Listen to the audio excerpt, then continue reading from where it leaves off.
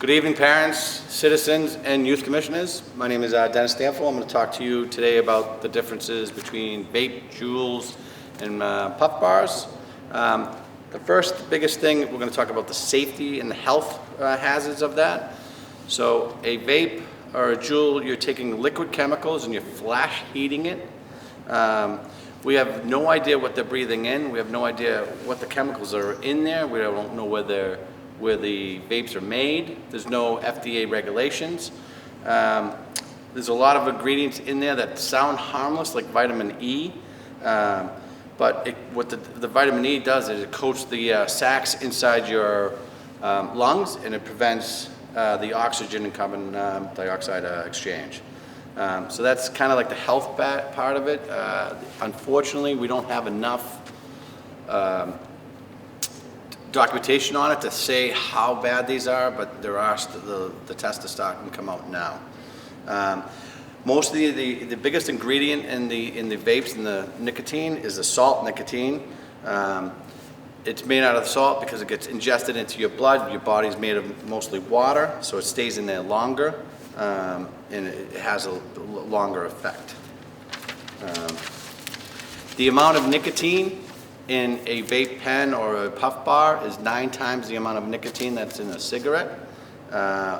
One pod, which I'll show you, equals, I'll show you after, one pod equals a pack of cigarettes. So in a Juul looks like a USB stick, just an elongated USB stick.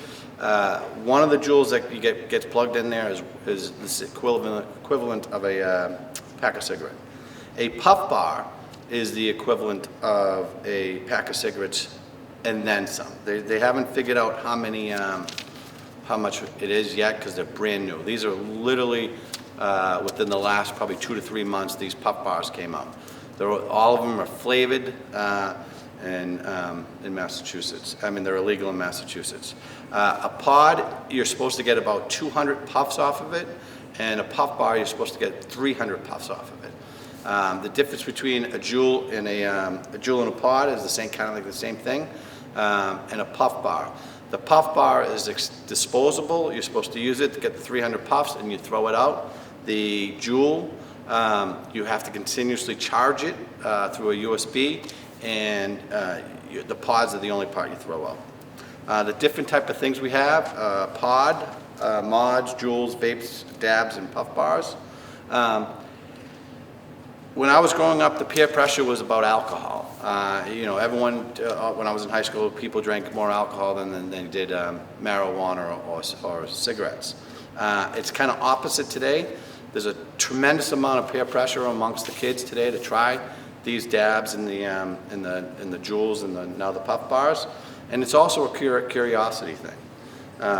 In Massachusetts I'm not sure exactly, last year, all flavored nicotine, including any flavors they have, except for regular tobacco, is illegal in Massachusetts. So any of the flavored ones that the kids have are illegal, not a criminal offense, but illegal through the health department.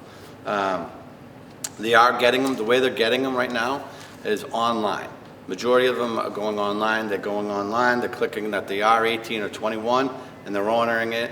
A lot of them are saying, hey, I know my mom doesn't come home until 5:30, 6 o'clock, so they're chancing it, and the packages are getting delivered to someone else's house, or they're using a friend's house, and the parents don't care, or et cetera, et cetera, et cetera. So they're very resilient in trying to figure out how to get these stuff there. The other thing is some of these kids that are older, all right, that have licenses, are driving to New Hampshire and stocking up and then coming back down to the Cape and Barnstable and selling them. All right, those are the 2 biggest ways they're doing it. A lot of the kids that are ordering it online, most of these kids are asking for Visa gift cards or some type of gift cards that they could use on like an Amazon or just online in general. Okay, so just be wary of that. So if they ask you for something for Christmas and they just want Visa gift cards, it might be just a little red light for you. Okay, THC. So marijuana today. Marijuana is completely different. All right. In the 60s, 70s, and 80s, marijuana, and probably into the 90s, the THC percentage was in the low low percentage, it's probably like 5%, 6%. Today, when you buy these dab pens that get online, which is the liquid, which is flash heated again, you're talking 85% THC. So the potency is tremendously different. Even if they get regular weed, like the bud and stuff like that, it is tremendously more potent than it was back in the 80s and 90s. Because of science, technology, these people that create it are making, advances in it, not how strong it is. The biggest thing with the percentage and how strong it is the kids aren't realizing. All right, they're smoking some of it, and they're not feeling that effect right away, and they're taking more, and they're not used to it, so their anxiety goes through the roof once it starts all kicking in at a time. I have seen multiple kids in the past. I've seen kids have some type of seizure working on the road, whether it was a 14-year-old girl I've seen or up to a 28-year-old male subject at a hotel. They'll actually go into some type of seizures and shake because they get too much of the THC. They go into some type of seizure. The biggest thing that I'm worried about now is they're dealing with the stress at home with COVID, and they have the stuff at home, all right? And they're utilizing to deal with the stress, and they're not understanding it. The other big aspects now is edibles. Edibles can come in all shapes and forms. They're taking edibles. Again, if they take a gummy bear that's THC, and you won't get an effect for 30 to 45 minutes. After 15 minutes, they're like, oh, I don't feel anything. I must not be that good. And they'll pop another one and another one. And then about an hour after it, they're high as a kite. They're way beyond what they can capable of, how they can handle it, and their capability of handling it. And that's where all these issues come in. Today, I'll show you just a couple of different things. The biggest thing with that is Visine. If your kid's asking for Visine, they come in different shapes. That might be something you should be aware of, because they're all carrying Visines, because when they're smoking the dabs or the Juuls or the puff bars, their eyes are turning color and they don't want to get caught. So this is a puff bar. It kind of looks like a highlighter, but with the contraption at the top of it. This is the one that is disposable. There's 300 puffs in there, and this is mixed berries. They all come in different flavors. They smell nice when they exhale.